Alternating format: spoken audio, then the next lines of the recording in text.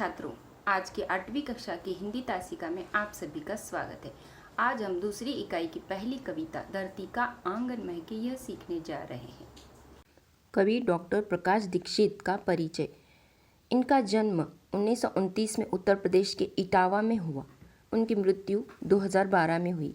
ये जीवन भर अध्यापक रहे और अर्चना, मणिप्रभा, ज्ञानार्जन आदि पत्रिकाओं का संपादन भी किया।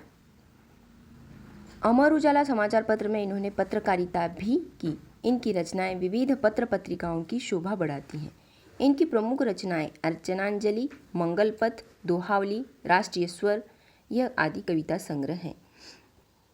इस कविता में कवि ने कर्म, ज्ञान और विज्ञान की महत्ता को स्थापित किया है। कवि के अनुसार ज्ञान विज्ञान के दम पर हम भले ही आसमान को नाप लें, परंतु विनाशक शस्त्रास्त्र से मानवता की रक्षा करना भी अति आवश्यक है। मानव जाति की रक्षा के लिए समाज में सदाचार, स्नेह, सहयोग आदि भावनाओं का होना आवश्यक है। चलिए हम पहले पूरी कविता पढ़ लेते हैं। धरती का आंगन महके कर्म ज्ञान विज्ञान से, ऐसी सरिता करो प्रवाहित खिले खेत सब धान से। अभिलाषाएं नित मुस्काएं आशाओं की छाह में, पैरों की गति बंधी हुई हो विश्वासों की राह में। शिल्प कला कुमुदों की माला वक्षस्थल का हार हो, फूल फलों से हरी भरी इस धरती का श्रृंगार हो। चंद्रलोक या मंगल ग्रह पर चढ़ें किसी भी यान से, किंतु न हो सब विनाशक अस्त्रों का इंसान से। किंतु न हो संबंध विनाशक अस्त्रों का इंसान से। सांस सांस जीवन पट बुनकर प्राणों का तन ढांकती, सदाचार की शुभ्र शलाका मन सुंदरता आंकती। प्रतिभा का पैमाना मेधा की ऊंचाई नापता, मानवता का मीटर बन मन की गहराई नापता। आत्मा को आवृत कर दें स्नेह प्रभा परिधान से, करे अर्चना हम सब मिलकर वसुधा के जयगान से। इस कविता के शब्दार्थ हैं, इसे आप पॉज करके लिख सकते हैं और समझ सकते हैं। इन पंक्तियों में कवि कहते हैं कि अपने कर्म, ज्ञान और विज्ञान की सहायता से हमें धरती का आंगन खुशियों से भरना है। हमें ऐसी सरिता यानी नदी प्रवाहित करनी है जिससे सारे खेत लहलहा उठें, अर्थात संपूर्ण पृथ्वी धन धान्य से संपन्न हो जाए और हर तरफ खुशियाँ ही खुशियाँ छा जाएं। कवि के अनुसार हमें अपने ज्ञान का सदुपयोग मानव जाति के विकास के लिए करना चाहिए। अगली पंक्तियाँ। अभिलाषाएं नित मुस्काएं आशाओं की छाह में, पैरों की गति बंधी हुई हो विश्वासों की राह में। अभिलाषा यानी कामना, इच्छा। इन पंक्तियों में कवि कहते हैं कि मानव के मन में अनंत अभिलाषाएं, इच्छाएं हैं, जिन्हें पूर्ण करने की वह इच्छा रखता है, उसके लिए प्रयत्नशील रहता है। मानव के पैरों की गति आत्मविश्वास की राह पर और अधिक तेज हो जाती है, अर्थात मनुष्य का सेल्फ कॉन्फिडेंस, जिसे हम आत्मविश्वास कहते हैं, वह बढ़े और वह अपनी इच्छाओं की पूर्ति के लिए विकास की राह पर तेजी से आगे बढ़ता जाए। कवि के अनुसार अपनी अपनी आकांक्षाओं को पूरा करने के लिए कभी सकारात्मक और विश्वास के साथ कर्तव्य पथ पर आगे बढ़ना चाहिए। अगली पंक्तियाँ। शिल्पकला कुमुदों की माला वक्षस्थल का हार हो, फूल फलों से भरी हरी इस धरती का श्रृंगार हो। इन पंक्तियों में कवि कहते हैं कि शिल्पकारी जैसी प्राचीन और अगूढ़ कलाएं और प्राकृतिक संपदाएं इसी तरह धरती की शोभा बढ़ाती रहती हैं।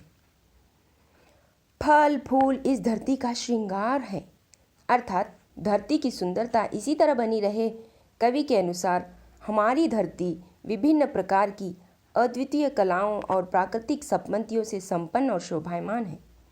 हमें इसकी सुंदरता को बरकरार रखने का पूर्ण प्रयास करना चाहिए। अगली पंक्तियाँ। चंद्रलोक या मंगल ग्रह पर चढ़ें किसी भी यान से, किंतु न हो संबंध विनाशक अस्त्रों का इंसान से। इन पंक्तियों में कवि कह रहे हैं कि हम चंद्रमा अथवा मंगल ग्रह पर पहुंच चुके हैं। वहां पर हम किसी यान अर्थात किसी प्रकार भी पहुंचे हैं, यह मायने नहीं रखता, बल्कि महत्वपूर्ण बात यह है कि मनुष्य विज्ञान का प्रयोग विकास के लिए करे, न कि विनाशक अस्त्रों का निर्माण कर एक दूसरे के संहार के लिए।